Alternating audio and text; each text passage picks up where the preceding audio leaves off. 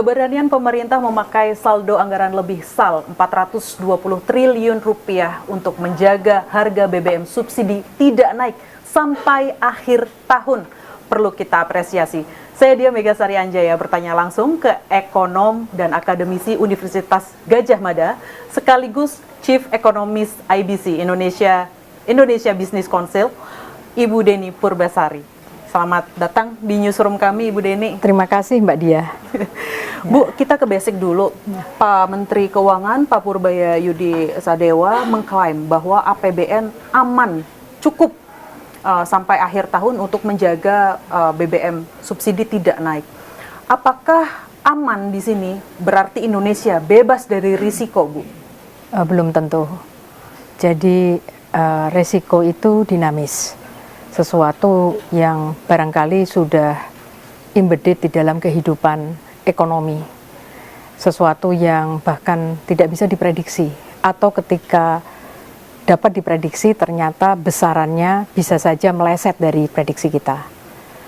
Dan bukan hanya itu, aman di sini mungkin juga secara relatif, karena kita masih bicara bahwa kita ini di periode kuartal kedua dari tahun yang berjalan, sehingga anggaran belum banyak yang kemudian dibelanjakan, sehingga masih ada ruang untuk menggeser belanja.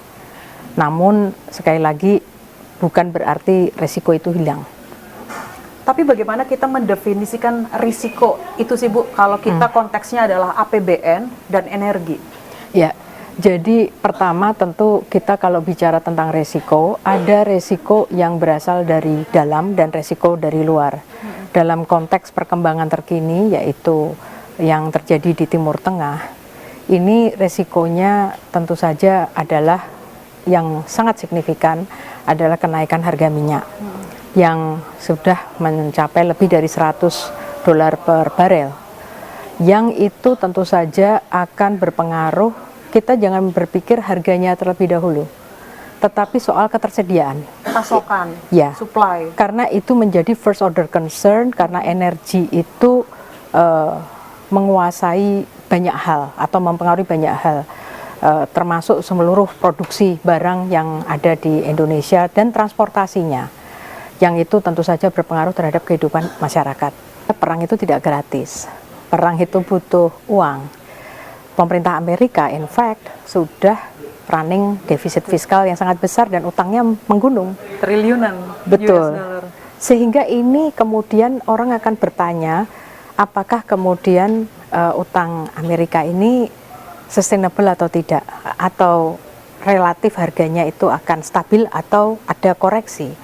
Tentu saja sebagai pemegang aset, kita tidak ingin memegang aset yang diproyeksikan mungkin nilainya akan menurun karena semakin berisiko, misalnya disiplin fiskal dari pemerintah Amerika seperti apa begitu. Nah, jadi padahal kita tahu bahwa surat utang pemerintah Amerika ini dipegang oleh semua bank sentral. Jadi ini pun juga membawa risiko tambahan, yaitu adalah apakah akan membawa kepada global bond risk yang lebih besar.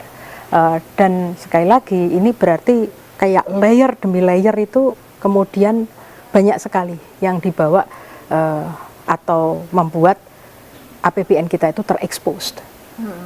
Nah, ketika situasi globalnya begitu uncertain, dari isu minyak, baik itu adalah tadi supply maupun mungkin masih ada tapi harganya sangat tinggi, yang itu berpengaruh kepada ongkos produksi dan kemudian profit margin. Kalau perusahaan kita kemudian tidak cukup punya profit, kita tahu next-nya itu apa, yaitu mungkin penundaan eksekusi dari proyek atau investasi perusahaan.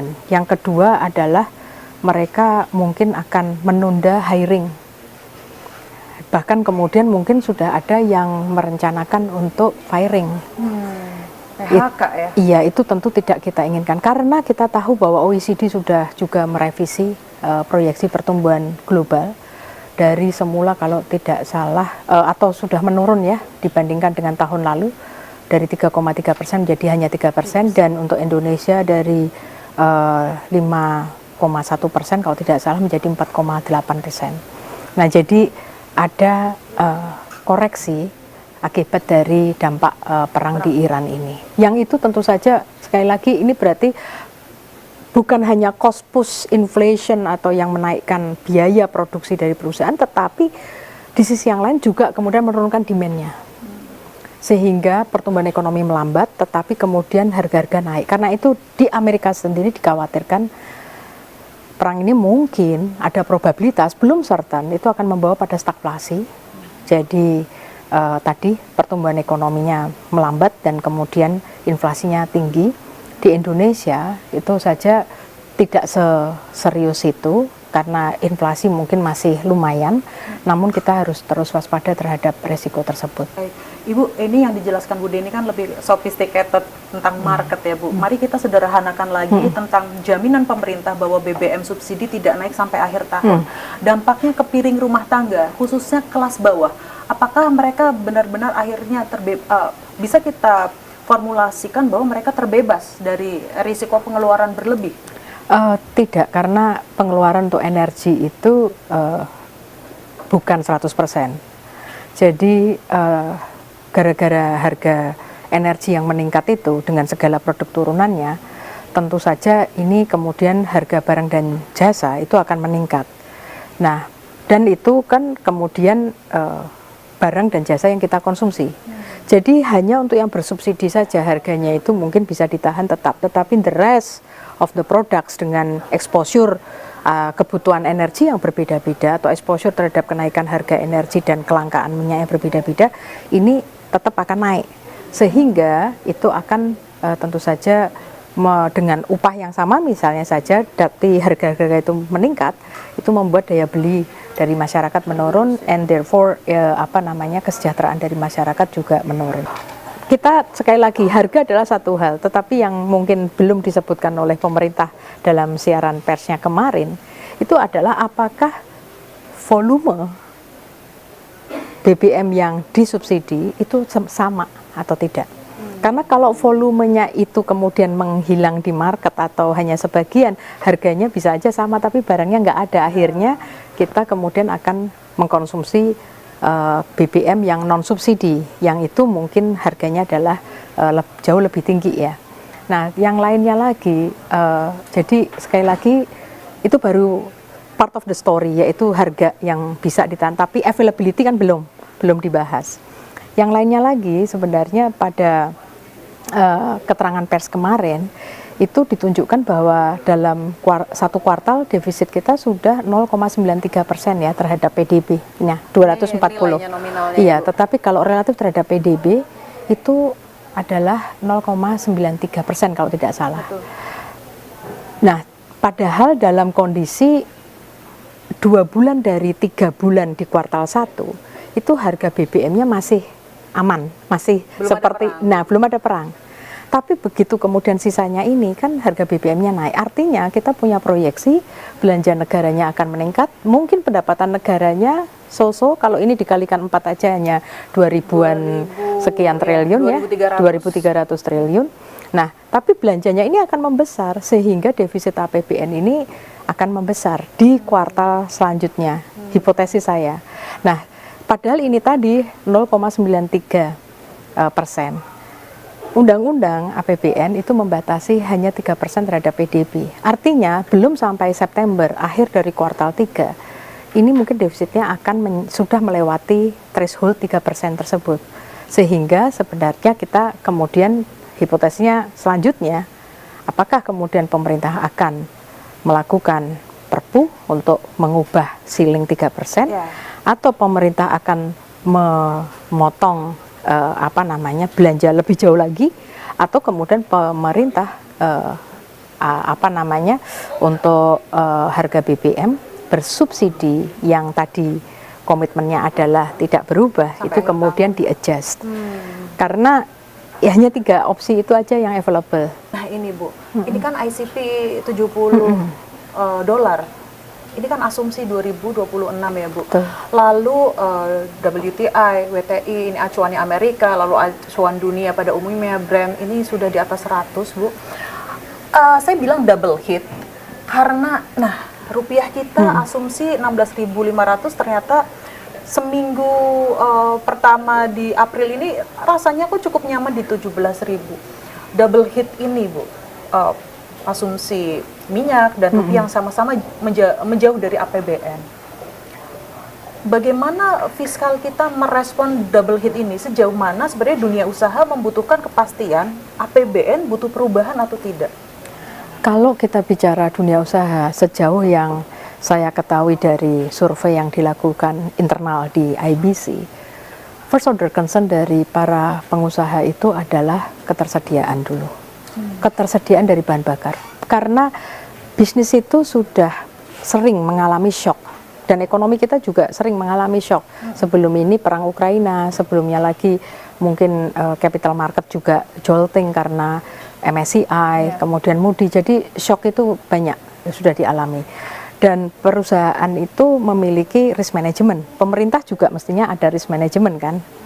Kalau asumsi-asumsi itu meleset. Nah, ketika barang ada, maka kalaupun harganya itu tinggi, perusahaan itu pasti berusaha melakukan efisiensi, jangan kemudian terlalu banyak menggunakan barang yang naik tersebut dengan segala macam. Jadi WFH misalnya tidak usah disuruh.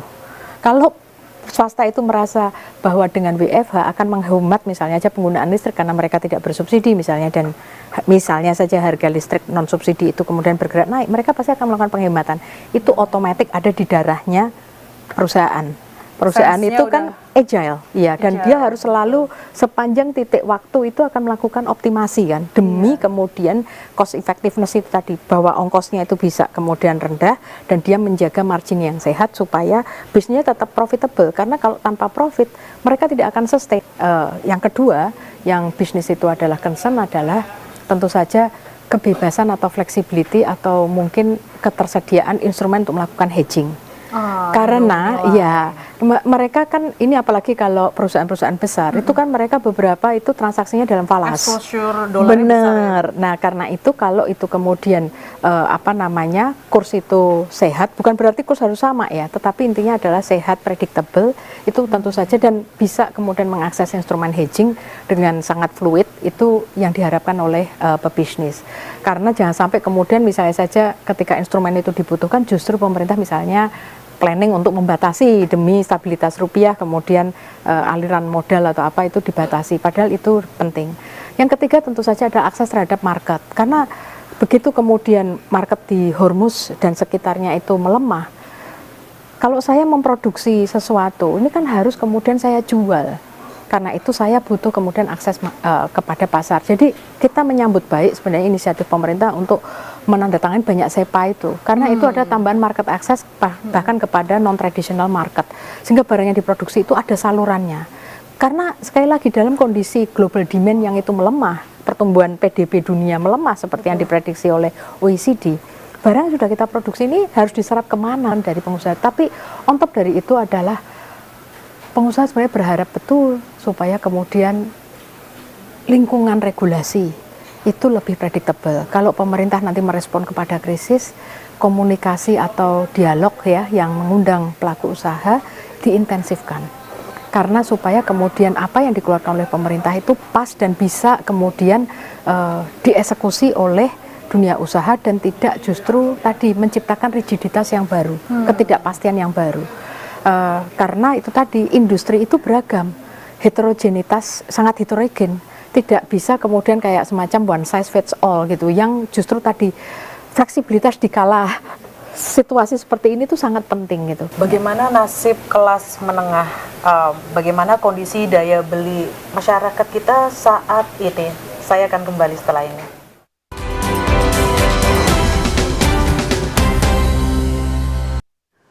Ini saya memakai perbandingan harga BBM dan upah, BBM non subsidi dan upah Indonesia ini dan Amerika berarti Serikat. UMR Jakarta, betul. Padahal tadi rata-rata 3,3 juta. Aja. Iya. Oke, kita katakanlah memakai UMR Jakarta aja Bu, yang paling sejahtera dalam tanda kutip ya Bu.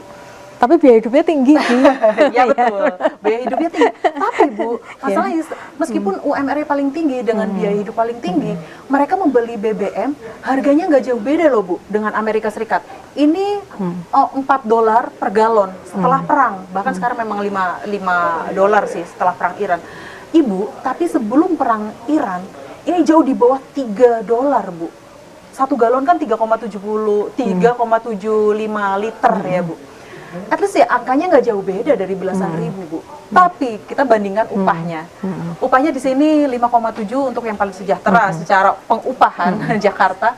Sedangkan di Amerika, setidaknya mereka menerima upah bulanan itu 49 juta. Di sini 2 jam untuk beli bensin 1 liter di Amerika cuma 10 menit, Bu. Mereka bekerja bisa beli bensin non subsidi. Yang saya tanyakan, apakah sebenarnya pemerintah kita itu sudah sangat beruntung memiliki kelas menengah yang sangat sabar, sangat ikhlas membeli barang-barang semahal negara maju. Belum lagi kita ngomongin purchasing power parity yang ada di Bank Dunia loh, Bu. Iya, jadi poin dia tadi itu tepat ketika melihat ini ya upah. Jadi kalau kita melihat data ini kesan saya ya, jadi yang keliru yang mana gitu ya. Ya ini, karena kalau yang ini BBM itu adalah tradable goods. Kalau tradable goods berarti bisa diekspor, bisa diimpor, itu harganya pasti akan sama. Ketika harganya sama, tetapi ini kenapa menjadi sangat berat? Karena upah kita rendah dibandingkan dengan upah Amerika. Dan tadi dia sudah menyebutkan pinpoint satu isu yang sangat penting, yaitu adalah kita memperoleh tadi untuk apa selama 1 jam atau 2 jam, tapi itu 10 menit. 10 menit, jauh. Sebenarnya yang that's exactly yang namanya produktivitas angkatan kerja kita rendah. Yaitu hasil yang diperoleh dari setiap jam kerja itu lebih sedikit. Karena apa? Ya saya harus mengakui bahwa kita terlalu berfokus kepada pertumbuhan ekonomi, GDP gitu ya, pertumbuhan GDP 8%, kita atau 6% dan segala macam. Tapi kan GDP itu apa sih? Output. Siapa yang menghasilkan? Faktor produksi, yaitu land, labor, capital, entrepreneurship. Nah, dalam literatur ekonomi, kebijakan ekonomi itu salah satu goal yang selalu dikejar itu apa? Full employment. Jadi yang dikejar adalah berapa banyak sebenarnya output yang bisa dihasilkan per 1 unit labor. Dia fokusnya di labor, karena apa? Tujuan dari kita melakukan pembangunan itu ada manusia. Jadi walaupun output itu bisa kemudian meningkat tinggi, tapi kalau itu dikontribusikan paling gede adalah oleh capital, oleh yang lain, akhirnya apa? Pertenaga kerja dapatnya adalah kecil-kecil. Jadi tambahan output pertenaga kerja kecil, produktivitas kecil, upahnya rendah. Jadi bagaimana sih kita kemudian memungkinkan produktivitas tenaga kerja itu tinggi? Satu adalah pendidikan. Pastikan skill dan segala macam itu match dan itu kemudian relevan dengan kebutuhan job market sekarang maupun yang akan datang. Iya, matching. Jadi bukan sekedar enrollment atau tingkat berapa sih jumlah penduduk yang itu mencapai tingkat pendidikan SMA, perguruan tinggi, bukan itu, tetapi substansi yang diberikan di masing-masing tingkat jenjang pendidikan itu sudah match dengan yang dibutuhkan atau tidak, membangun kapabilitas human capitalnya itu benar atau enggak. Tapi yang kedua itu yang sangat penting adalah ini, ketika kita melihat misalnya banyak pengangguran, ini penganggurannya sifatnya hanya cyclical atau frictional, hanya temporary, atau ini struktural. Struktural itu disebabkan karena jumlah job yang tersedia lebih kecil daripada jumlah tenaga kerja yang mencari pekerjaan. Nah, saya khawatir overtime itu adalah yang struktural itu makin besar. Nah, karena itu bagaimana untuk creating job dan job yang itu kemudian memberikan produktivitas yang tinggi? Studi menunjukkan pentingnya peran dari perusahaan-perusahaan besar, termasuk di dalamnya adalah perusahaan asing, untuk kemudian datang ke Indonesia. Karena kalau itu adalah perusahaan kecil, maka upahnya kecil, produktivitasnya kecil, karena skalanya kecil. Tapi kalau perusahaan besar, itu adalah skala usahanya itu besar, sehingga dia kemudian mampu mengefisienkan.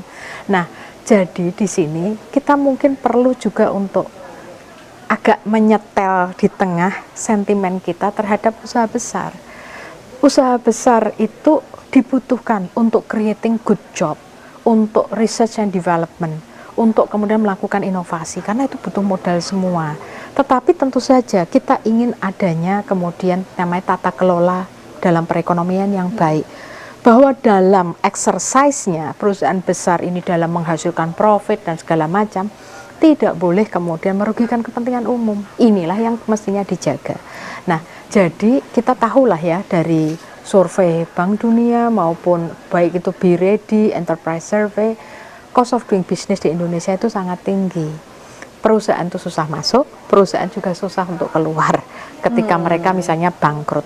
Nah, ini adalah PR besar karena tanpa kita memperbaiki tadi isu struktural yang ada di perekonomian Indonesia, ini akan jalan di tempat, while ini akan naik terus. Karena apa? Kurs kita kemudian melemah. Ya.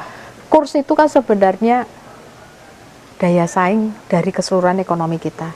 Kalau kita bisa mengekspor lebih banyak barang maupun jasa, keahlian termasuk ya, talents gitu ya, itu kan kemudian kurs kita akan menguat. Nah, ketika menguat berarti daya beli kita terhadap ini barang yang tradable secara internasional akan semakin kuat. Baik. Jadi kuatnya itu kamu bisa lihat, kuatnya kurs dan segala macam atau upah kita itu bukan artificially dibikin tinggi, tetapi karena produktivitas yang itu semakin tinggi. Sehingga itu kemudian bedakan loh, karena kita tuh bisa melakukan akrobat kebijakan sedemikian rupa yang membuat sesuatu tuh artificially high, artificially stable, tetapi at the cost of something yang itu hidden. Jangan sampai itu kita melakukannya. Jadi ini harus dilakukan dengan sangat sabar, bukan pekerjaan jangka pendek, tetapi membuat angkatan kerja kita itu kemudian menjadi lebih produktif, dan kemudian banyak perusahaan itu masuk menyediakan lowongan pekerjaan yang itu formal atau memberikan tingkat upah yang tinggi, itu yang dibutuhkan. Sekarang saya justru sebenarnya yang membuat saya khawatir adalah jangan sampai klaim bahwa APBN kita cukup untuk menahan, tetapi ternyata kebijakannya adalah kebijakan tunggal bahwa APBN itu cukup tanpa ada jaminan barangnya ada. Nah, saya bagaimana ya Bu mendorong pemerintah bahwa kebijakan itu nggak cuma tunggal nih tentang APBN ada cukup atau tidak cukup, ini kan udah terjawab cukup, tetapi untuk pasokan BBM, stok BBM itu kan belum clear menurut kami. Nah, ketika pasokan BBM itu yang tadi Ibu bilang kan, bahwa harga bisa dikunci lah, di lock, tidak naik sampai akhir tahun. Tapi kalau barangnya nggak ada, situasi itu yang pada akhirnya mendorong kelas menengah rentan miskin itu akhirnya mengonsumsi BBM non subsidi, Bu.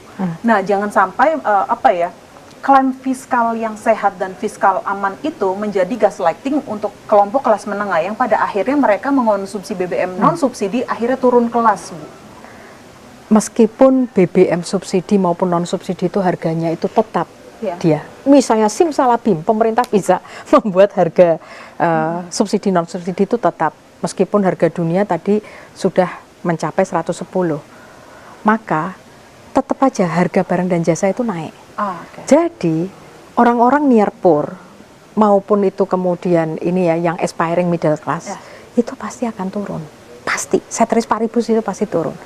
Apalagi kalau kemudian BBM non subsidi itu kemudian dilepas mengikuti pasar, namanya juga non subsidi, komitmennya kan harusnya dilepas ke pasar. Nah, buat saya ia adalah sebuah hal yang sangat berat membayangkan bahwa BBM non subsidi akan adjust dengan market rate. Padahal daya beli masyarakat kita itu adalah rendah. Dan bukan hanya itu, BPS kan menunjukkan bahwa rata-rata upah gaji karyawan Indonesia hanya 3,3 juta rupiah. Dan sebenarnya kalau menggunakan data Bank Dunia, itu kelas menengah itu baru diawali kalau tidak salah desil 86, persentil 86 ke atas. Artinya adalah di bawah itu dari desil 1 sampai desil 85. Ini tergolong yang kemudian kesejahteraannya belum katakanlah mapan. Nah, dengan demikian berkutat bansos itu kepada desil 14 dan ya bisa dikatakan tidak ada support yang memadai buat desil 5 sampai dengan desil 8. Itulah yang mungkin menyebabkan adanya ketidakpuasan di masyarakat. Ini gede loh. Bottom 40 ini kan kita bicara middle 40. middle 40 ini jangan sampai merasa sendirian. Mereka membayar pajak dan mungkin konsumsinya itu karena besar, maka mereka PPN-nya kan banyak nih. Bukan hanya itu saja, mereka upahnya mungkin sudah di atas UMR, di atas PTKP, sehingga harus membayar pajak penghasilan. Nah, kalau kemudian mereka menyaksikan bagaimana APBN itu dimanfaatkan, kok kemudian berkutat di desil 4, dan kemudian bahkan melihat tadi bukan hanya alokasinya mungkin sudah benar, tapi eksekusinya agak belok-belok nih, kurang efisien, sehingga banyak sekali yang kemudian terbuang, sementara itu adalah pajak kita dan kita harus membayar tadi utang. Itu tadi saya sampaikan, fiskal perlu lebih berempati kepada ya masyarakat Indonesia yang menanggung beban ini. Komunikasi pemerintah ini menjadi kata kunci yang buat saya menarik, Bu. Bu Deni selama ini melihat nggak sebagai akademisi sekaligus sebagai ekonom di belakang pengusaha seperti itu ya, Bu. Cara komunikasi pemerintah tentang ekonomi kita, membahasakan fiskal maupun moneter, itu selama ini 1 tahun lebih terakhir lah, Bu, itu cenderung ke satu arah. Fungsi kehumasan saja atau sebenarnya pemerintah sudah cukup mendengar pendapat-pendapat setidaknya kelas menengah, tidak hanya pengusaha ya, Bu. Pengusaha harusnya sangat didengar karena mereka juga penggerak APBN, istilahnya saya sederhana, APBN cuma 14 sampai 16% PDB. Tapi bagaimana komunikasi pemerintah ini tidak hanya fungsi kehumasan, tapi bisa menangkap apa yang diinginkan pengusaha, apa yang disuarakan oleh kelas menengah. Karena, Bu, kelas menengah ini adalah kelas yang paling well literated tentang regulasi, gitu loh, Bu. Iya, mungkin ini saya sih berpikir bahwa komunikasi penting, tetapi substansi, cara, dan eksekusi setelahnya itu jauh lebih penting. Jadi pertama adalah substansi. Jadi pasti dia tahu ya, apa logos, etos, dan pathos. Jadi kalau misalnya berkomunikasi, siapa yang menyampaikan itu sangat penting. Apa yang disampaikan itu penting dan cara menyampaikan itu penting. Mungkin menjelaskan maksud dari kebijakan itu tentu saja necessary. Tetapi karena di situasi yang seperti sekarang cukup sensitif gitu ya, banyak ketidakpastian, credibility dan empathy kepada masyarakat itu jauh lebih penting. Karena menjelaskan itu ada sesuatu yang menyentuh otak, logis atau tidak logis. Karena itu kalau ini aja dari first order levelnya yaitu logis atau tidak, itu kemudian masyarakat menganggap bahwa kurang logis, itu sudah kemudian kehilangan kredibilitas. Akhirnya akan kurang trust atau dukungan terhadap apapun yang dilakukan oleh pemerintah, ketidakpercayaan. Lalu yang kedua, ketika itu kemudian logis, ya, ini kan kemudian harus dieksekusi supaya kredibel. Nah, eksekusi ini another muscle. Ini benar-benar semesta yang berbeda. Karena kebijakan itu adalah intention. Eksekusi itu adalah yang nantinya harus berasa di kulitnya masyarakat, baik itu dunia usaha maupun rumah tangga.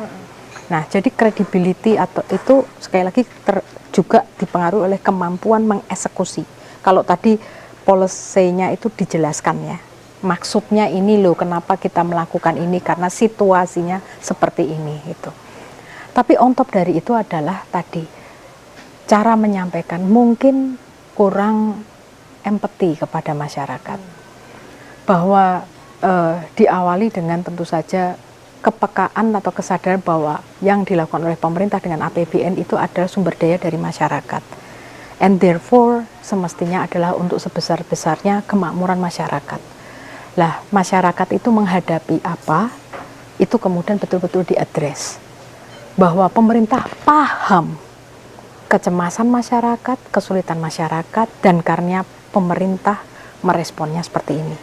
Beberapa policy sudah cukup bagus dalam hal itu, tetapi kalau kita bicara misalnya the whole komunikasinya pemerintah, saya kira masih banyak ruang untuk perbaikan. Siapa yang menikmati ekonomi 8%? Siapa yang menikmati ekonomi 5,2%? Bukan kertas ya Bu, tapi ya orang yang bernyawa itu. Betul. Dan itu butuh empati. Baik, sudah ngebul rasanya Bu Kepala teknis, tapi percayalah sebuah kebijakan pasti ada blind spot, dan kita di sini berusaha mengisi blind spot itu ya Bu, untuk menjaga Indonesia. Percayalah, saya Diah Megasari Anjaya dan Bu Deni Purbasari sebagai akademisi Universitas Gadjah Mada sekaligus Chief Economist IBC sangat mencintai Indonesia. Saya pamit, terima kasih.